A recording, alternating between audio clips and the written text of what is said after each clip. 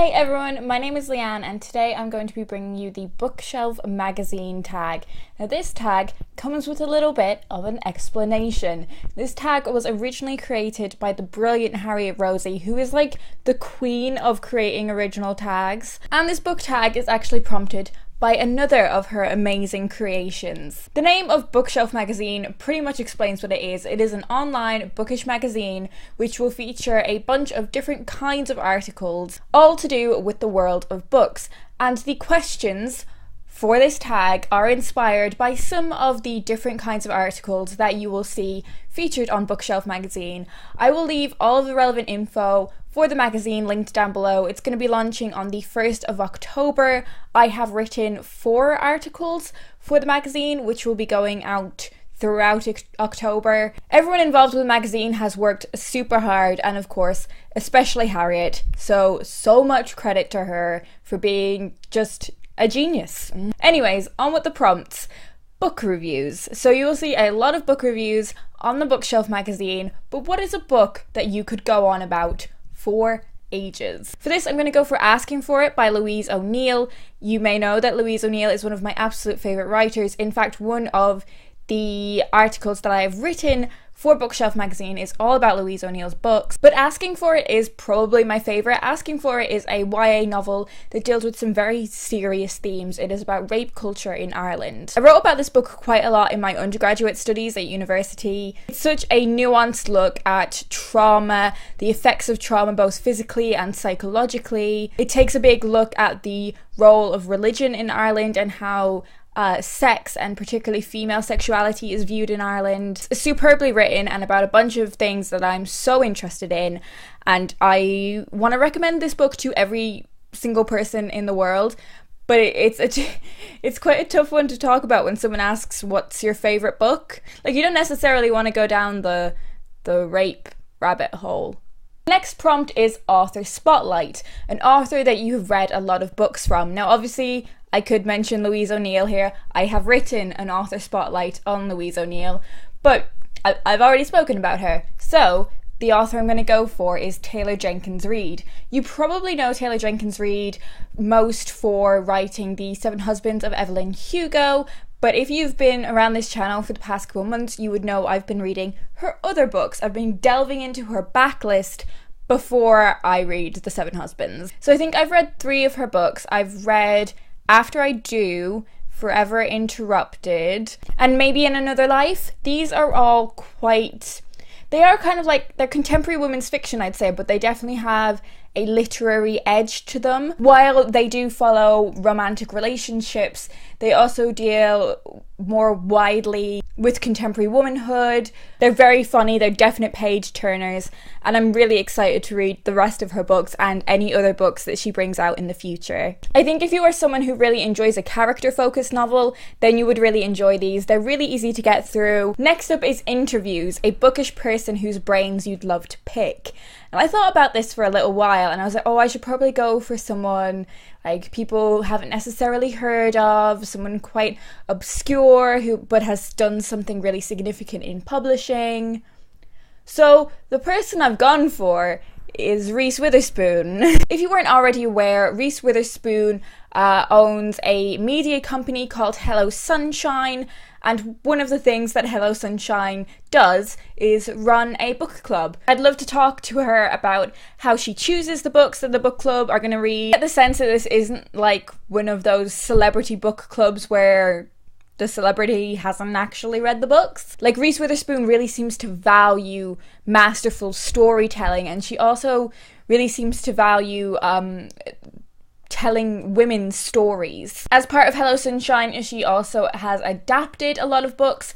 So she was the producer for Gone Girl and the TV series Big Little Lies. I believe she's also going to be adapting Little Fires Everywhere by Celeste Ng, which was a book that I absolutely loved. So I'd really like to talk to her just about her dealings with the publishing industry, her dealings with authors, how she looks at books. I think she does a fantastic job of not speaking over anyone. I think she does a fantastic job of elevating voices. But yeah, I'd just love to talk to her about all the ways that books intersect with her career. I'd also really love to talk to Stormzy about his murky imprint at Penguin Random House because it sounds so exciting. Next is inside indie bookstores. Are there any indie bookstores in your area?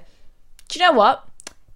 I live in Derby at the moment and I don't really think so. There are a few chain bookstores, but I am yet to find a really great indie bookstore here. If you know Derby and have any suggestions, leave them in the comments. But for this, I'm going to talk about 2 bookstores in my 2 other homes. So we have a Chapters, a bookstore in Dublin, which is one of the most incredible places in the world. I love Chapters so much. It is a 2-story bookstore. So on the ground floor, we have all of the new books, which are actually pretty affordable for new books. There's always some really great offers on. The shop is curated really, really well. The table displays always make total sense. On the second floor, we have the second-hand selection of books, which, not gonna lie, is where I spend most of my money. Again, it's curated really, really well. There is a specific Irish literature section, which is fantastic. And in the Irish literature section, they have writers other than James Joyce. Their classic section is fantastic as well.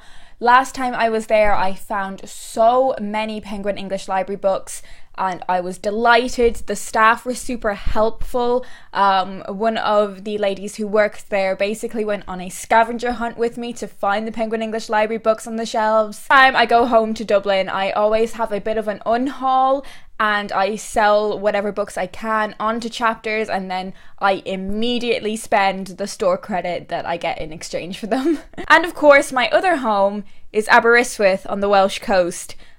I think Aberystwyth will always feel like a home to me and I want to go back there as much as I can, and maybe one day I might even go back there to live. I don't know. But yeah, I think I will always feel at home when I'm there and I will always feel drawn to it. And if you've never been to Aberystwyth before, treat yourself. There is a gorgeous little bookshop in Aberystwyth called Istwyth Books. It's sort of down a little side street that you wouldn't really think to go down. In contrast to Chapters, it is quite a small bookshop, but similarly to Chapters, there are new books on the ground floor and there are second-hand books on the next floor. Because it is quite a small space, there are books sort of jammed and crammed everywhere. There are books going up the staircases, there will be books above you, look on the ground and there will be stacks of books. It's such a charming little place and occasionally there is a dog in there, which is also a lot of fun. But yeah, a big fan of Istwyth Books. The next category is genre recommendations. What is the genre that you read the most from? For this, I'm gonna say contemporary fiction, whatever that might mean. Because, like, part of me wants to say literary fiction, but I feel like people who read loads of literary fiction wouldn't think what I read is necessarily always literary fiction. Then I think people who maybe read predominantly genre fiction, so like YA or thrillers or romance, might look at what I read and think it is literary fiction. Essentially, I just read a bit of a mix, but predominantly what I read has come out in fairly recent years. So I'm gonna say contemporary fiction. Next we have opinion piece, a bookish opinion that you feel strongly about. You can judge a book by its cover. Someone has worked damn hard on that cover. An artist has worked super hard on it to convey something about that book. The book cover is going to try and convey something about the book. That's what it's there for. Sometimes there are a lot of trends in book covers, so a reader can see visually that it looks similar to a book that they've read and enjoyed in the past. It has a similar cover, so maybe it's got a similar subject matter or writing style. Yes, admittedly, sometimes really fantastic books can have not very nice covers, or sometimes really bad books can have phenomenally beautiful covers, but for the most part, a lot of thought and consideration has gone into that book design, and you can judge a book by its cover. Yes, you won't be able to work out is it a fantastic book or not, but you can work out something to do with whether it's a book that's probably for you or not. The next prompt is bookish creators. Recommend a booktuber or book blogger or bookstagrammer, and for this I'm going to go for the latter. I'm going to go for a bookstagrammer. I would like to recommend The Sound of 1,000 Books over on Instagram, which is a bookstagram account run by my good friend Charlotte. Charlotte and I are on the same MA course. That's how I met her. That's how I know about her bookstagram, and it is so pretty. Like, when I take bookstagram photos, I'm like, yes, I put a book on top of a blanket. Art. But Charlotte's pictures are so beautifully put together. They're so impressive. It'll be linked down below, and you should definitely check out her bookstagram. Next up is readathon roundups. What are some of your favourite readathons? Of course, I'm going to talk about the Irish Readathon, which is a readathon that I hosted alongside some of my favourite Irish booktubers. We hosted it back in March. It was a month-long readathon, all about reading more Irish authors. I had a great time. I'd love to do it again. But another readathon that I really love is Victober, which is, you know, fast approaching. What I love about Victober is that it takes something that I have a relative interest in and it just ramps it up for a month. So I really quite enjoy Victorian literature, but I have this, not excuse, but I have a reason or a motivation to enjoy it a lot more in October. Sometimes classics are those kinds of books that I unfortunately kind of forget to read or feel slightly intimidated by reading, and I really shouldn't feel that way. Victober, again, just gives me that motivation. I learn so much in Victober as well as enjoying myself, and I just think it's one of the best run readathons on BookTube.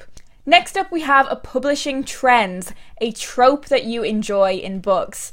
Now, I've always struggled with questions about tropes in the past, but something that I've noticed recently is I love me some fake dating. This wasn't something that I consciously sought out, but just a few of the books that I've enjoyed recently have had fake dating. So, for instance, To All the Boys I've Loved Before by Jenny Han. There was also fake dating in the Kiss Quotient, which I haven't spoken about yet, but I read at the start of September. So it's not books, but you know that episode of spoilers for Brooklyn Nine-Nine, if you've not watched it yet. If you haven't watched it yet, what you playing at? But you know, the episode where Jake and Amy do a little bit of fake dating and it's just before they actually start dating for real. Love that episode. Lot of fun. So I think a trope I now like is fake dating, which I didn't anticipate being something I would ever say. So there we have it. There are all the questions. The only thing I have left to do is tag some people. So I am going to tag Amy Poole, and I am going to tag A Beautiful Chaos of Books, whose channels I will link down below so you can check them out. Do be sure to check out the Bookshelf magazine when it goes live on the 1st of October. It will be on my social media, it will be on Harriet's social media. You'll find. Anyways, I hope you guys are having a brilliant day, and I will talk to you in my next video.